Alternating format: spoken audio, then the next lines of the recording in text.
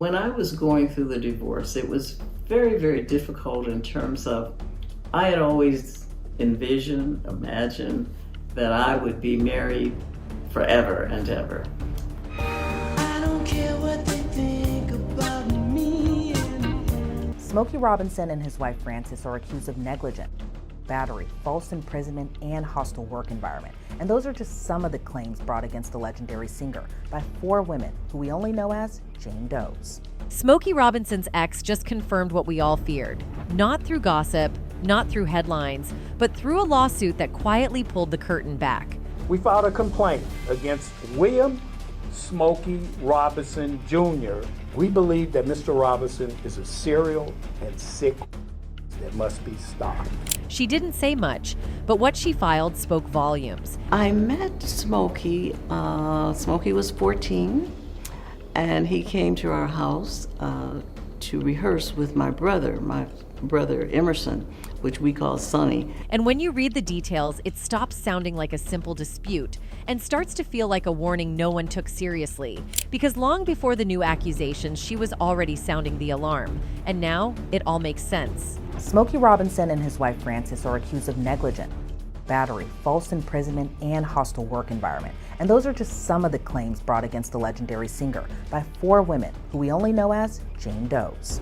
At first, it looked like a single accusation. One woman, one employer, a terrible incident behind closed doors. But then came another and another, until 4 women stepped forward, each from different time periods, different backgrounds, different roles inside the Robinson estate. And yet, what they described was eerily the same. Each Jane Doe, from JD1 through JD4, described the exact same sequence, down to the same blue bedroom, the same towel, the same threats, and even the same bodily details. Let's walk through it. Jane Doe 1 was hired in January 2023 as a weekend housekeeper. According to her statement, Smokey Robinson would wait until his wife was out, usually at the nail salon, then call her into the blue bedroom.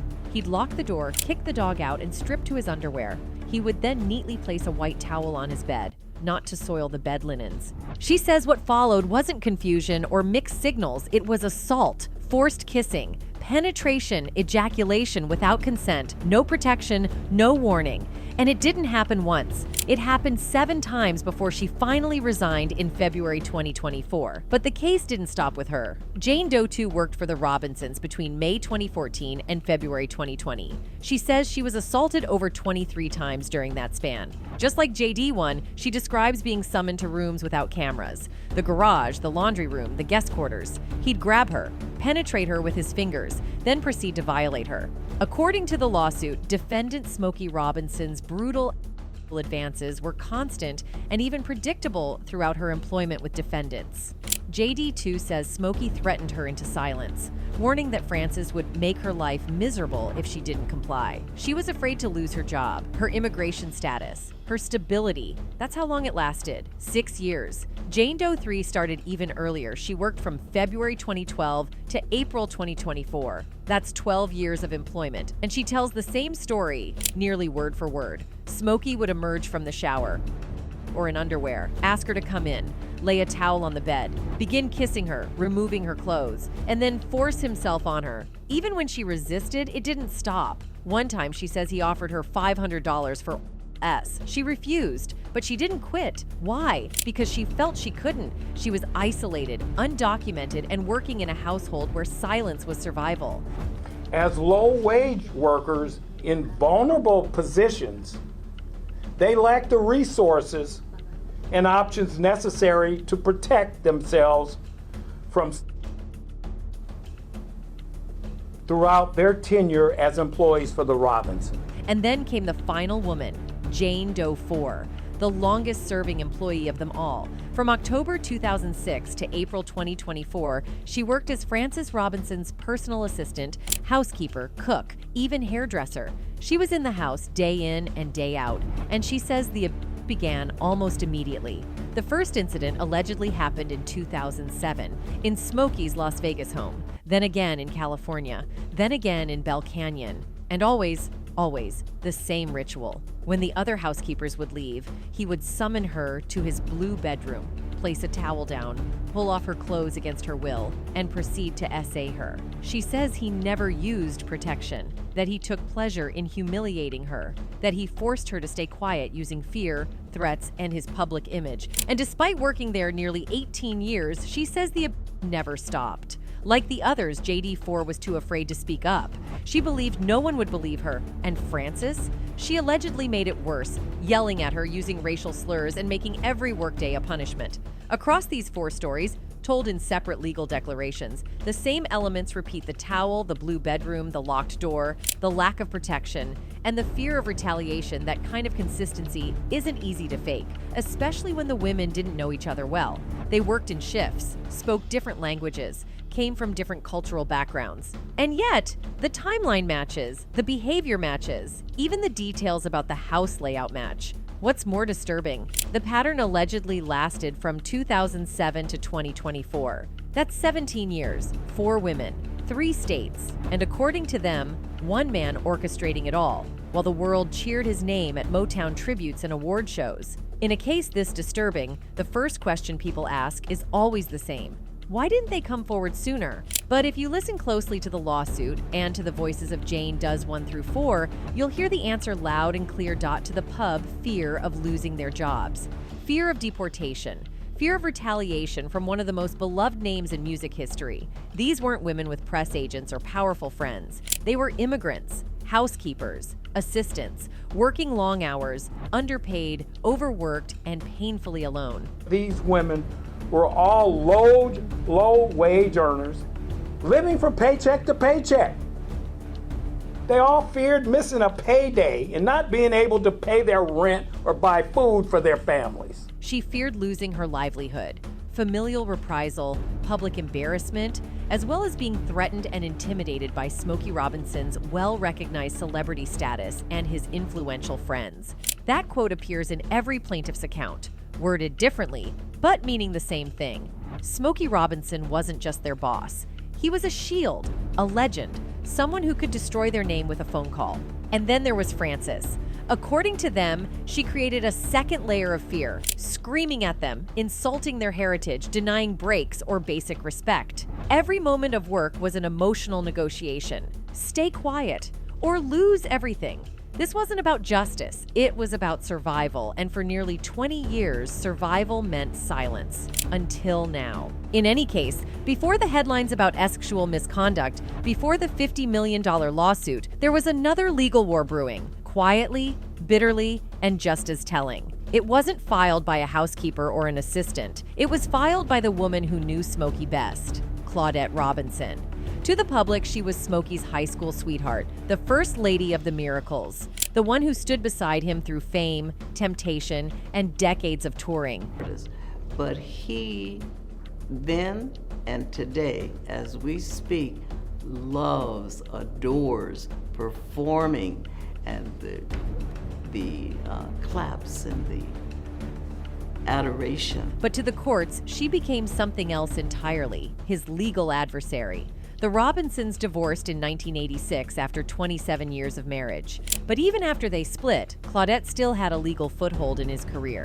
A 1989 stipulated judgment gave her rights to 50% of Smokey's compositions, not just emotionally, but contractually. She wasn't asking for generosity, she was enforcing the law. But in 2014, Claudette says Smokey broke that agreement. In a countersuit filed in response to his March 2014 attempt to block her from asserting copyright claims, Claudette went nuclear. She accused Smokey of constructive fraud, breach of fiduciary duty, and anticipatory breach, legal language that translates to one thing.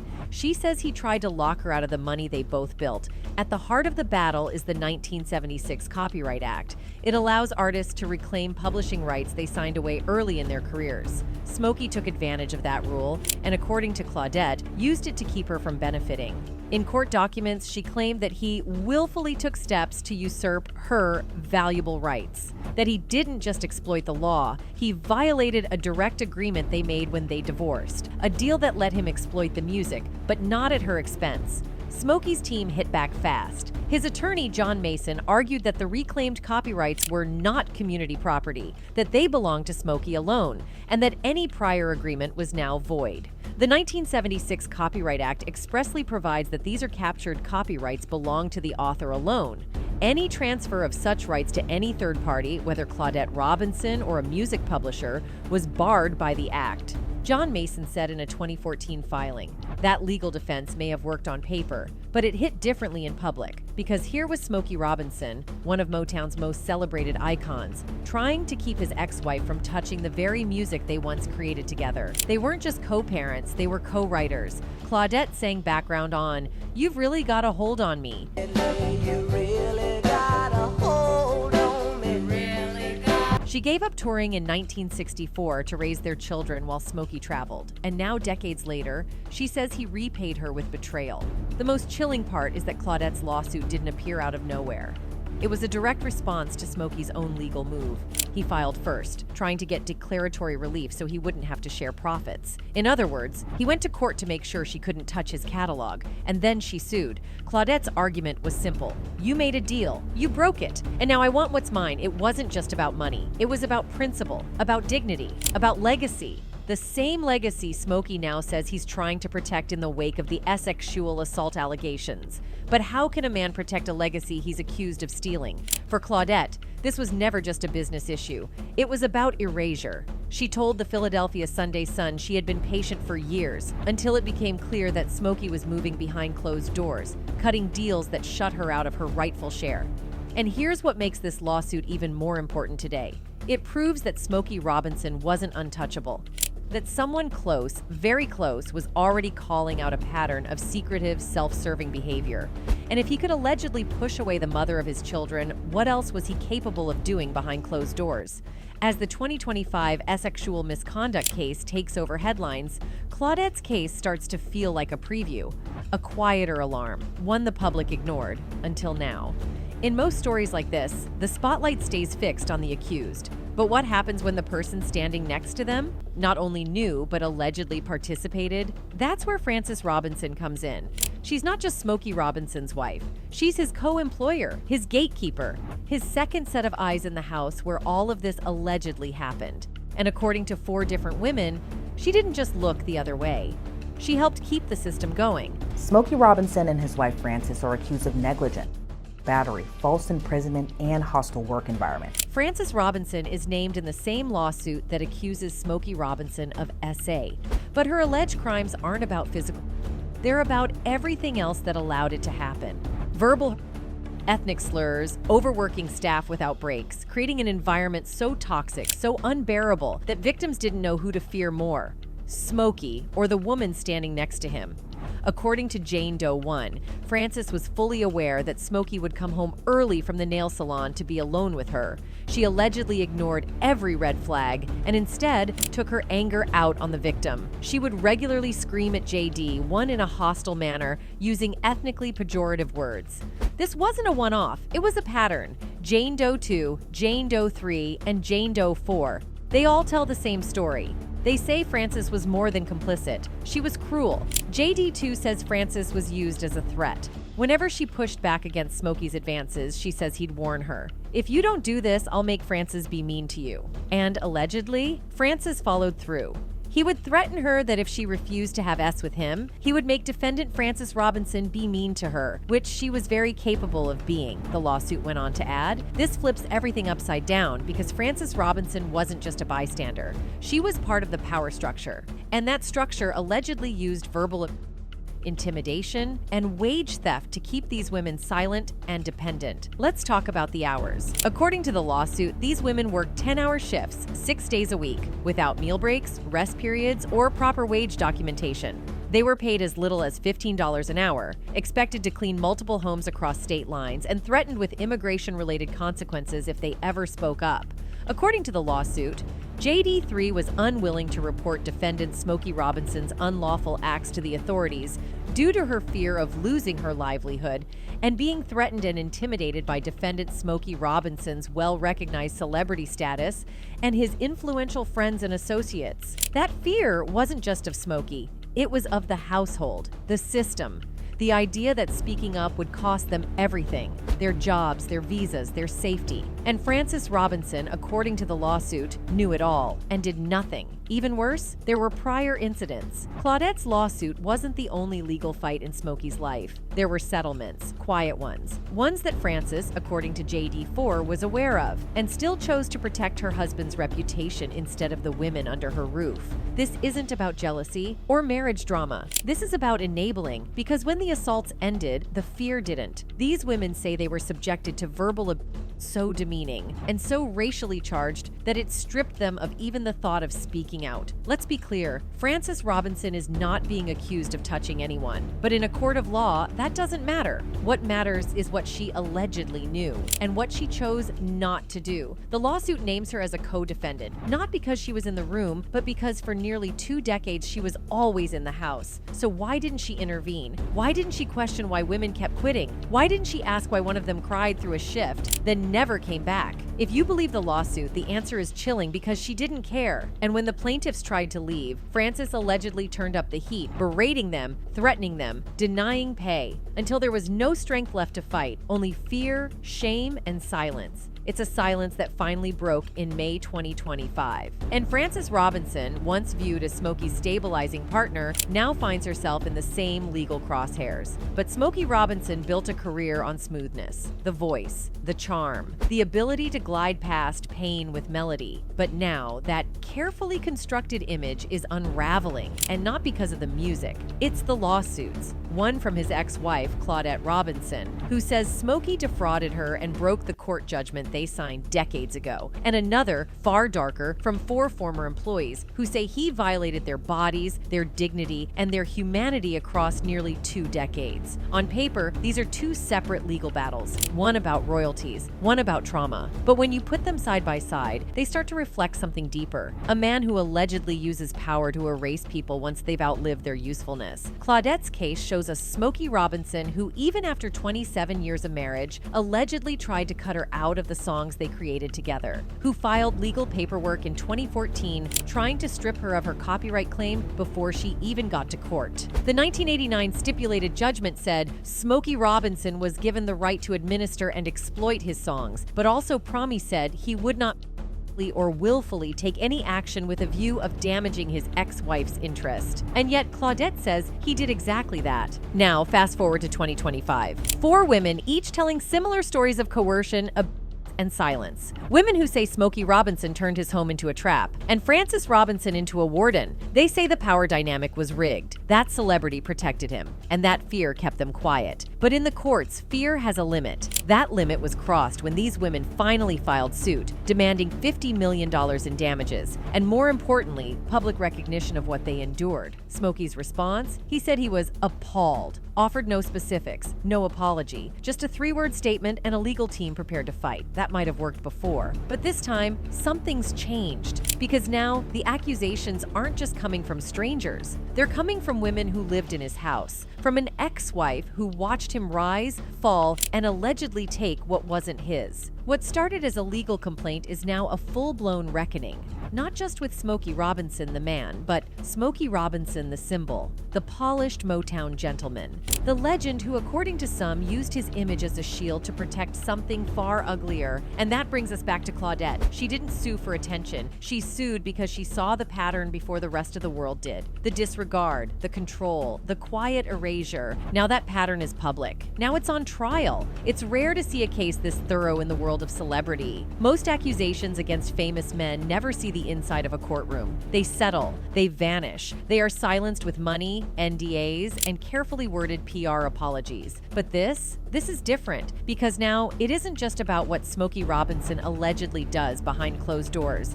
It's about what his legal team has to explain under oath, about what Frances Robinson has to justify in sworn testimony, about what a jury of everyday people will see, feel, and decide in open court. And what makes it even more explosive is the silence. The fact that for nearly 20 years, no one says a word. Not the press, not the assistants, not even the former staff who must have seen glimpses of something. That silence isn't natural. It isn't an accident. It's carefully constructed, brick by brick, fear by fear. And now it's collapsing. And beneath that silence, there's something else. something buried deeper. The lawsuit drops a line that most people miss the first time, but legal insiders catch it immediately. Frances Robinson, they say, knows. She's been aware of past misconduct, not through speculation, not through gossip, through settlements. That means women have come forward before. That means deals were signed, cases closed, payouts issued. So if this goes to trial, and it very well might, it won't just be about Jane Does 1 through 4. It may become a public reckoning of everything Smokey Robinson has quietly put behind him, everything he thinks is gone. And if everything these women say is true, the fall of Smokey Robinson won't just be about the courtroom. It'll be about the truth finally catching up. Anyway, that's it for this video, folks. Bye.